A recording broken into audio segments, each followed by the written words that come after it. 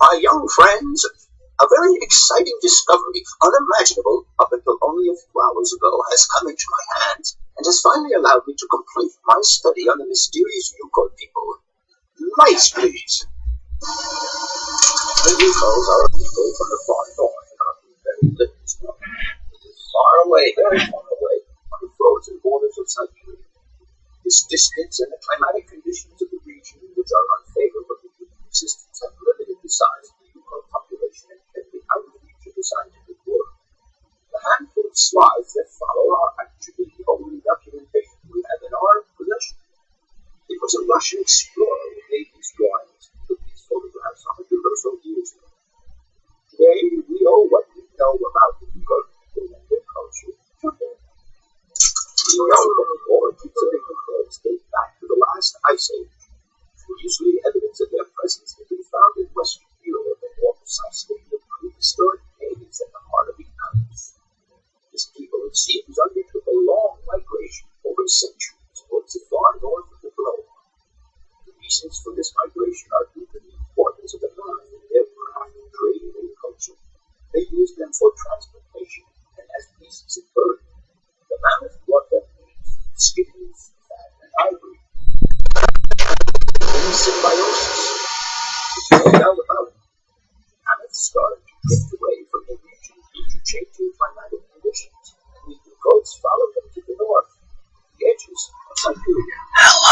The historic cave drawings identified as Yukon the extraordinary hypothesis that the Yukons had managed to domesticate the mammoth. They are, to the best of our knowledge, the only prehistoric people to represent a man riding a mammoth. Today, because of this genuine mammoth skin effigy, identified by myself as an authentic Neolithic object, I can confirm this hypothesis. Yukon forebears managed to tame mammoths. The historic man uses little imagination. He draws what he sees and represents scenes from real life. This familiar day-to-day object is actually a children's toy. As you have seen, Yukon existence was inextricably linked to that of the mammoth. They used its skin for clothing and to make the roofs and walls of their houses. They used the tusks to build the frameworks of their homes, as well as weapons, tools, and jewelry. Curiously, the disappearance of the mammoth 12,000 years ago had no immediate effect on the Yukon's way of life. It seemed that for a long time after, the people maintained their strong bond with the mammoth through the centuries. As incredible as it may seem, the Yukon people have continued right up until the start of this century to feed themselves on mammoth meat and to use the skin for clothing and shelter. Their ivory craftwork industry is still flourishing. It would appear that to preserve ancestral customs, the Yukons learned how to exploit through the centuries the large number of frozen mammoth carcasses that were perfectly preserved in the ice of the Siberian tundra. They have been able to live mainly off this enormous freeze stock for almost 30 centuries. As plausible as this explanation may seem, it seems it is not enough for the scientific community who, I would confess, is greatly perplexed by the question. In the absence of acceptable scientific evidence, we have to make do with Yukon shaman artifacts. The research department that I have the honor to represent today lends no credence to the myths and legends that these tribal charlatans peddle. We have to take their stories at face value. Their tales to while away the long Siberian winter. The legend of the Siberian ice army is a very good example. You are invited to find out for yourselves from the pamphlet that I had passed round to you. This legend would have us believe that today, somewhere on a lost island to the north of Syberia, there are living mammoths still in existence, a sort of hangover from the Ice Age. This small herd has been miraculously preserved for more than 120 centuries by the Yukons and Yukon. The island on which the pachyderms are said to live is called Syberia. My friends, I advise you to resist the temptation you may have to eat this fish and fish. Syberia is not charted on any map, and the idea that mammoths have survived to the 21st century is an idle scientist's pipe dream. The Yukos were sadly among the first victims of the colonization of continental Syberia led by the Russians in the 20th century. The Kolkhos and Sovkhoz systems, as well as the exploitation, disdain, and humiliation people had to suffer, marked a definitive break in the Yukos' traditional lifestyle. Since the collapse of the communist regime, the Yuko population finds itself confronted with the same political and social upheavals that other Siberian communities are experiencing. There are two consequences to arise from this. Some Yukos have lost their tribal identity, have integrated into the Russian population. Others, however, have fought long and hard to re-establish links with their ancestral culture that was lost under the Soviet regime. Now, at the start of the 21st century, the last true surviving Yukos have gone to live on the vast territories of their ancestors. Nobody knows today where they live or how they survived. Their very existence would be a matter for speculation if they did not turn up periodically as the country's most isolated fur-traded posts to extinct mammoth tusks for essential items. There ends my lecture for today. Thank you for being on us today, Miss Walker. Please make your way to the laboratory where you will find your mammoth doll. There are also photocopies of my lectures should you so require them.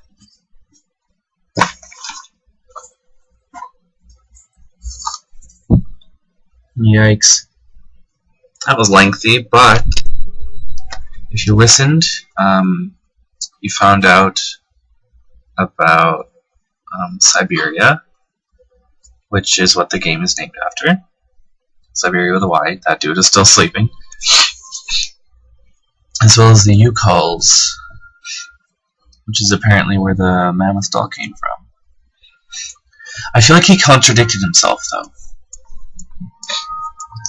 Said all these things about the Yukos and about the mammoths and how they preserve them, but then he said it was all just a pipe dream. So, oh wait, laboratory. So I feel like, I don't know, he had that whole lecture about the Yukos and then discounted all of it, thus sort of discounting his own field of research, but whatever.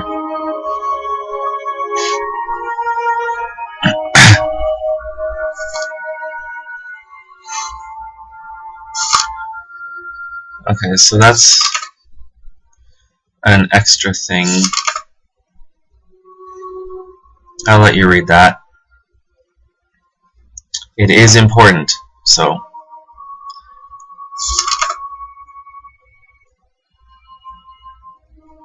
Should I read it?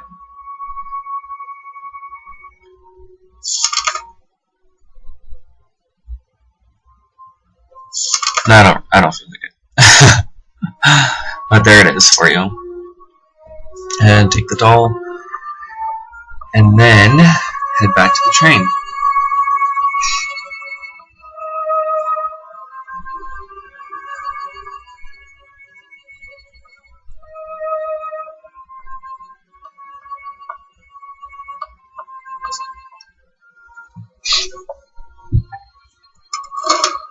Farewell, University.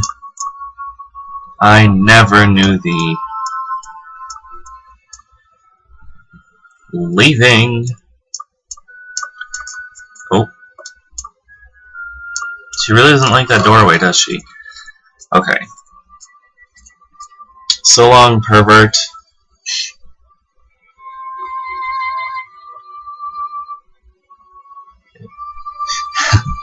It would behoove thee to focus on thy studies, and not a woman's breasts.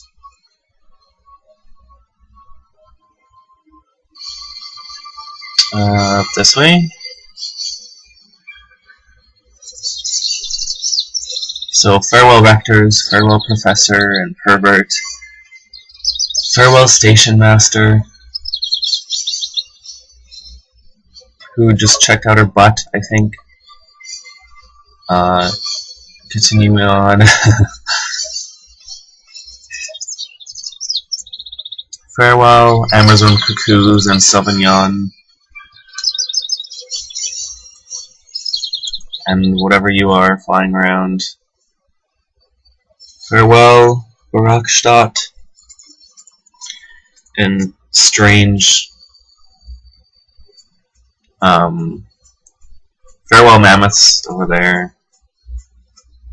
Farewell, bird up there. Broken down town. Sort of. What's the word for it? Dilapidated or. Yeah, dilapidated. See, the gate's still up, so I don't know where the barge went, but that's okay. This way. Let's wind it up.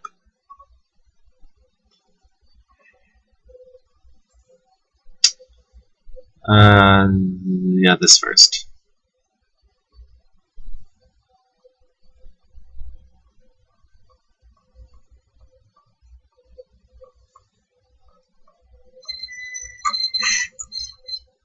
And then this. Wind it for me.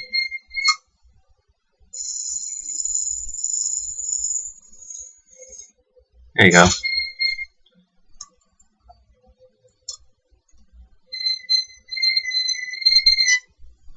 Oh, nice. Oh, I know who it is.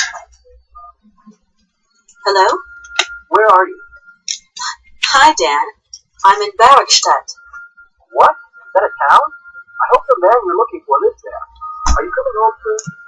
From what I gather, it's one huge university with an extraordinary station aviary. If you could only see it, there are trees and birds everywhere. It's so weird here. Sounds like a great place for a bit of sightseeing. So, are you coming back soon? I don't think so. In fact, the train I'm traveling on has some kind of a mechanical problem. We've been forced to stop here. I thought you were alone. Who's with you? Oscar, the train engineer.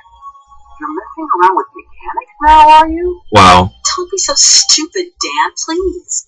Oscar's an automaton created by Mr. Wahlberg, the man I'm looking for. He's not any old robot. He's a sophisticated butler type, if you see what I mean. He's a bit obsessive as well. I don't know what they're feeding you in Europe, but don't you think it's time that you came along? I don't think they're feeding her anything. But my mission still isn't finished. To hell with your mission. I don't know why you accepted it in the first place. If you just stuck to the middle of the road, then we wouldn't be in this mess. We? If there's any mess, it's me who's in it. And while I'm trying to come to grips with strange towns, you, my darling, are sitting at home on your butt. I seem to remember we had nothing against my departure. It was only going to be 2 or 3 days, Kate. Please, try to put yourself in my shoes. Put yourself in her shoes. Not only do I have to fit myself into your diary, but I've got to get myself into your shoes as well. Is there anywhere else Sir would like me to put myself while we're on the subject? Ooh. I don't want to talk about it. Call me back when you calm down. I was perfectly calm before I picked up your call. I only wanted a few words of encouragement, not your disdain. Is that too much to ask? Apparently. Such selfish. Oh. It takes one to know one, sweetheart. Oh. Well, that was a fight. Let's pretend we didn't hear that. 'Cause awkward.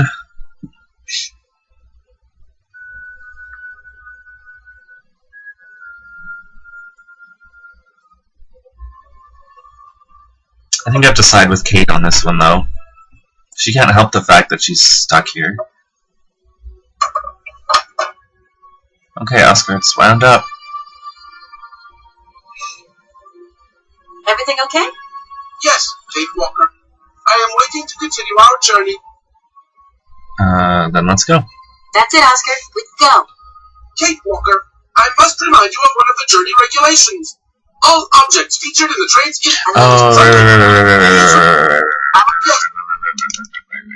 Right.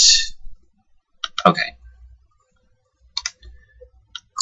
If I hadn't forgotten to pick up that doll, I would be so unhappy with myself. There we go. Oh, right, we have this actually, so let's pop it in there. I forgot.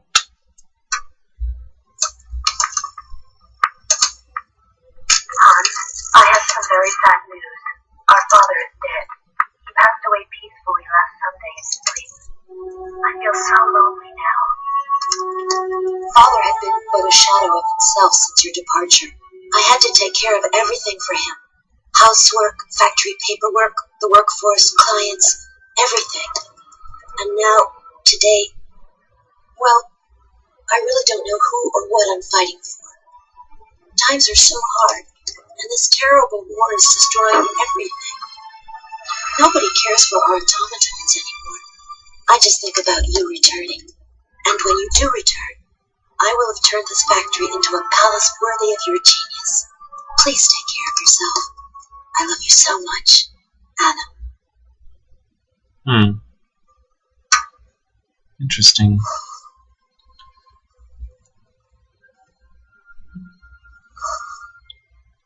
So, along with the death of their father, it sort of began the downfall of the factory.